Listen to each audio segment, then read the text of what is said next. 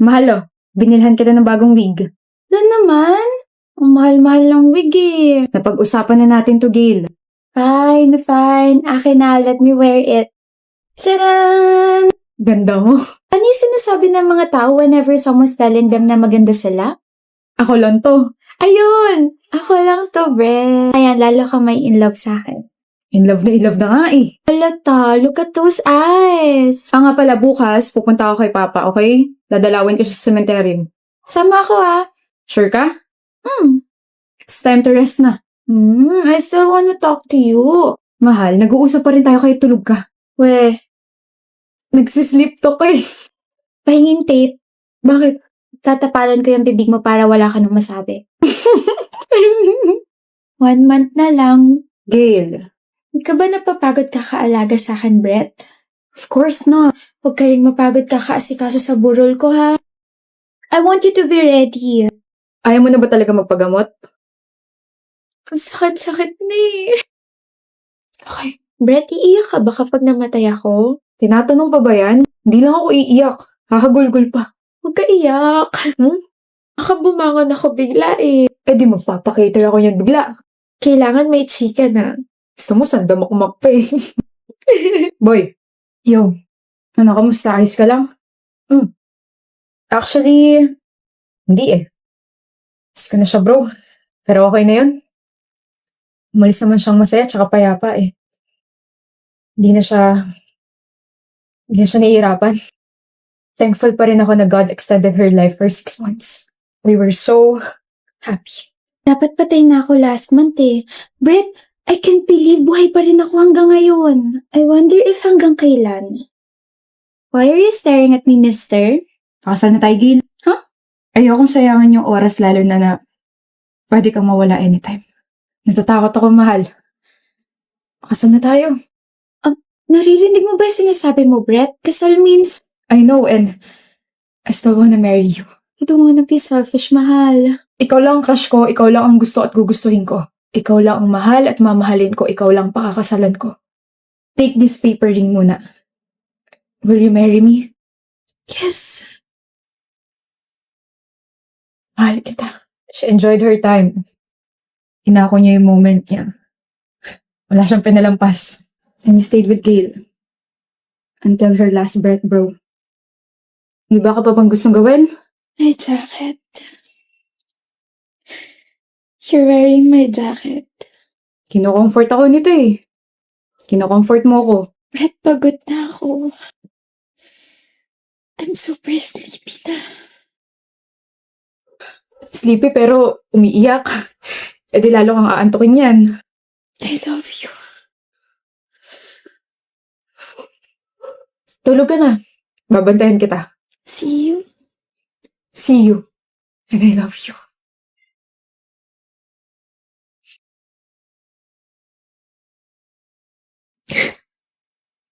Siya lang mamahalin ko. Ikaw lang, Gail. Habang buhay. Hindi nga ako yung nagnakaw ng classroom fund natin. Bakit niyo ba ako pinagbibintangan, ha? Malamang kasi treasurer ka, Lyra. Ikaw lang naman nakakawak ng pera natin lagi eh. Ilabas mo na kasi yung 20,000. Ganda sana kaso magnanakaw. Baliw. Binigay ko sa president natin yung classroom fund kahapon dahil sabi niya siya na lang daw mag-aasikaso nun. Selwyn, ano ba? Boyfriend kita kaya tulungan mo ako rito. Pres, totoo ba? Selwyn, ano na? No.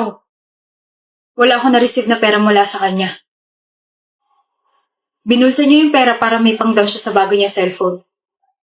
She even blackmailed me. Nahihiwalay niya ako pag sinabi ito sa inyo. Pero bilang presidente ninyo, hindi talaga kaya ng konsensya ko itago ito sa inyo. Oh, I can't believe this guy. Oh, hindi ako. Hindi yan yung totoo. Sorry, Lyra. Hindi porket girlfriend kita, ikukonsintin ko na yung ginawa mo. Sabi ko na sasabihin mo yan eh. I came prepared, baby. I recorded our conversation yesterday just in case na hanapin nila sa akin yung pera. You recorded our conversation yesterday? Sorry, Selwyn.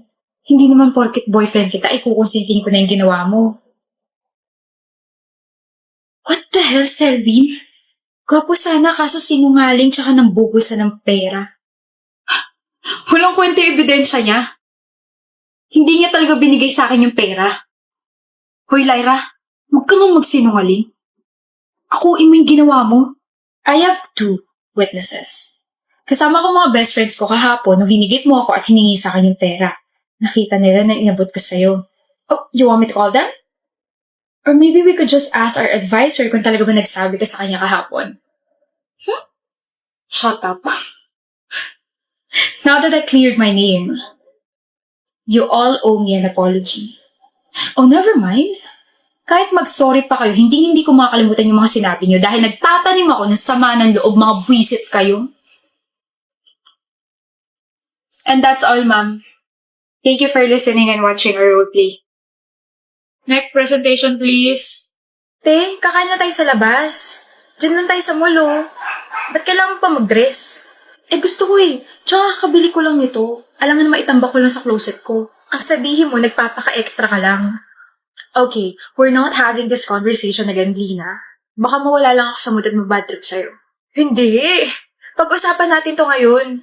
Lagi ka na lang kasing ganyan tuwing nagala tayo eh. Ano? Buti pa ako naka-t-shirt at maong pants lang. Okay. Tapos ba't kailangan pa mag-makeup? Naka-eyeshadow ka po. What if gayahin mo ako? Simple lang. Natural, walang halong chemical. Ba't ka tumatawa? Gusto mo ba ng medal for being simple and natural without halong chemical? Marami ako sa bahay. Don't be sarcastic, Denise. Ano ba gusto mo iparating? Na masyado kang overdressed. Nagpapapansin ka ba sa mga lalaki? What? Nagpapapansin?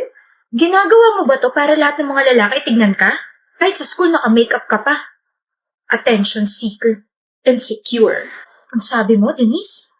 Ako? Insecure? What? Are you mad at me for calling you an insecure best friend? Bawiin mo sinabi mo. Totoo naman eh. Attention seeker ka, maarte, gustong-gusto na tingnan ka ng mga lalaki.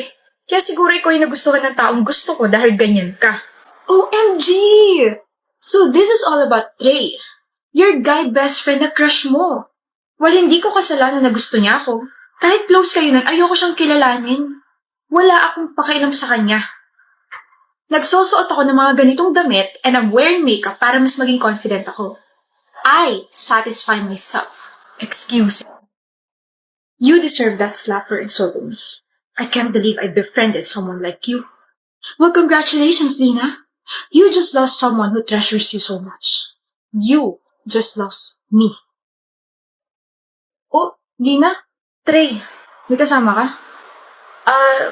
Si Denise kasi iniwan ako. Hindi niya na ako tinuturing na kaibigan. Huh? Bakit? She likes you too. Gusto niya ako? Sabi niya hindi niya maatim na close tayong dalawa. Mas pinili ka niya kaysa sa akin.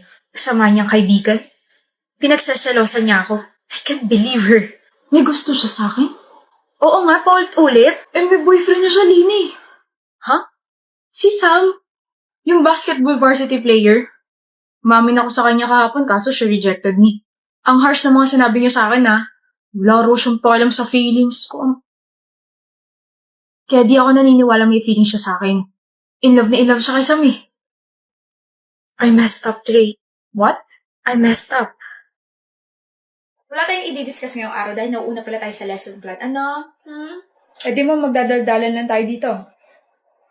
Pwede rin naman tayo magtitigan. Si ma'am, ang corny. Ay, mukha ba ako na-joke? Anyway, ako'y natutuwa mag-ship ng aking mga estudyante. Meron sa kabilang section, 2 students ayun, nagkakamabutihan na dahil sa akin. Mga tuway nga rito, ano? Sino dito walang jowa? Akong bahala sa inyo. Ma'am, si Janine daw po hanapan nyo. Huh? Ma'am, hindi po. Baliw ka talaga. Sus, nahiya ka pa. Sandali. Janine. Bagay kayo nito si Cedric. Ay, ma'am, hindi na po available yun sa Cedric. My girlfriend na po yan. Ay, wala akong pake. Joke. Sino naman? Si Nami po. Talaga ba, Nami? Yes po, ma'am. Hindi kayo bagay. Joke lang. Gano'n na kayo katagal? Si ma'am o chismosa? 3 months po. Bago pa lang pala, pwede pa mag-break. Ay, Janine at Cedric, pwede pa kayo. Oo.